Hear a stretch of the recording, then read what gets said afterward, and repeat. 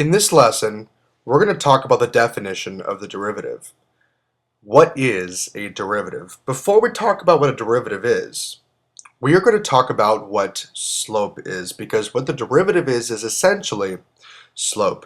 Now consider that I am traveling 130 miles over the span of 2 hours. My independent axis, my horizontal axis is time, and that's going to be in hours t. And my vertical axis is going to be x of t. Now, I go 130 miles over 2 hours. The slope of this particular position function is given by 130 minus 0, because I started off at 0, all over 2 minus 0. 130 is in terms of miles, because that's my position, and 2 is in terms of hours, because that's how long it took for me to get there. What this means is that my slope is 130 over 2 miles over hour, or in other words, miles per hour. Let's rewrite this as 65 miles per hour.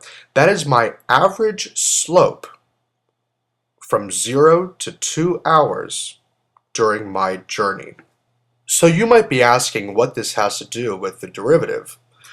Well, we've found the rate of change, my velocity or my speed, because speed is the absolute value of velocity, over the first 2 hours in which I traveled. But what happens if I want to find the rate of change, or the slope, at one specific point?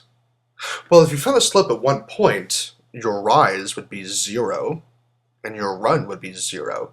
This means that your slope would be 0 over 0, and as we all know, you cannot divide 0 by 0. That's completely insane. So what do? This right here is a tangent line at one particular value, x, and we're looking at a function f of x. We're going to imagine that this line lies on that point, x comma f of x, and no other point. It just kind of whizzes by directly tangent to that particular point. We call it tangent. Now let's consider another point, x plus h, that is h to the right of x. Then that function value at x plus h is f of x plus h. And we can find a line between x comma f of x and x plus h comma f of x plus h, and this line has a particular slope. The slope of that line, of course, being f of x plus h minus f of x all over x plus h minus x. Now that line that we drew is nowhere near our tangent line. However, if we move x plus h closer to x, meaning that we decrease h, our line gets even closer to our tangent line. We call this the secant line because it's a line between 2 points. And as we move x plus h even closer to x, our secant line gets even closer to our tangent line.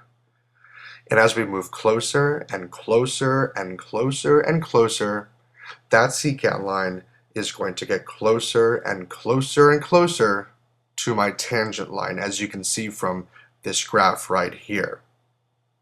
That is the idea of taking a derivative, is we want to find the slope at one specific point. However, we first have to start with the slope between 2 points. And so my y2 is f of x plus h, my y1 is f of x, and that's all over my x2, which is x plus h, minus my x1, which is x. And of course, x minus x cancels out, and we're left with our slope f of x plus h minus f of x all over h. Now this is the slope between two independent points. There is some h that is a distance between x and x plus h. And as we noticed before, as h gets smaller and smaller and smaller, as x plus h approaches x, our tangent line or our secant line approaches our tangent line. We can get infinitely accurate here. How so? Well, by letting h approach 0. What that means is that there is no distance between x and x plus h, meaning that x plus h essentially approaches x. Well, how can we do that? With a limit, of course. And we have talked about limits before. We are going to take the limit as h approaches 0. Well, our slope is still the same, so we're going to take the limit as h approaches 0 of f of x plus h minus f of x all over h. And this, ladies and gentlemen, is the definition of the derivative. This is all it is. It's just a slope between 2 points as those 2 points approach 1 point. Now this time, let's take a look at the graphical representation of what the derivative actually means. We've noticed that the derivative is the slope of the tangent line to our function. So this red function is f, and that green line is the derivative of f. Now notice at this point, our tangent line is completely horizontal and the slope of a horizontal line is 0. So the derivative is 0. To the left of that peak up there, our derivative is positive because the slope of that line is positive. And you'll notice that that green line was above the x-axis. Now, in between those two, the peak and the valley, the derivative is less than 0 because it's negative. It's going down right there.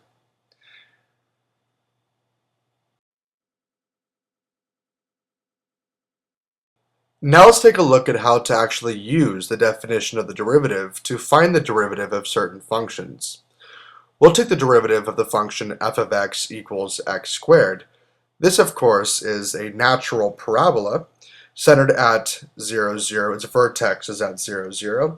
So let's just plug this into the definition of the derivative. So we're going to take the limit as h approaches 0 of f of x plus h minus f of x all over h. However, f of x plus h, we're going to plug our stuff, x plus h, into x squared. That means that we're going to square x plus h. Then we'll subtract off our function, x squared, and that's all over h. Now we're going to expand x plus h squared, and that expands simply to x squared plus 2hx plus h squared minus x squared all over h. And x squared minus x squared cancels out, obviously. And at this point, we can now factor out an h from our numerator.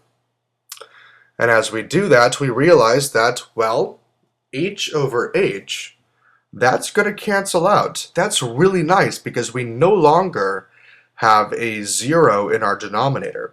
That means that there was actually a hole at h equals 0. Furthermore, we can actually take the limit now. So once our h's cancel out, now what we do is we plug 0 into h, and as we plug 0 into h, well, 2x plus 0 is just 2x. So the derivative of x squared is 2x. Now what does this mean? This actually means that the slope of the tangent line of the parabola x squared at any point x can be found by plugging in that value of x into 2x. So, for example, let's find the derivative at, I don't know, how about x equals 3?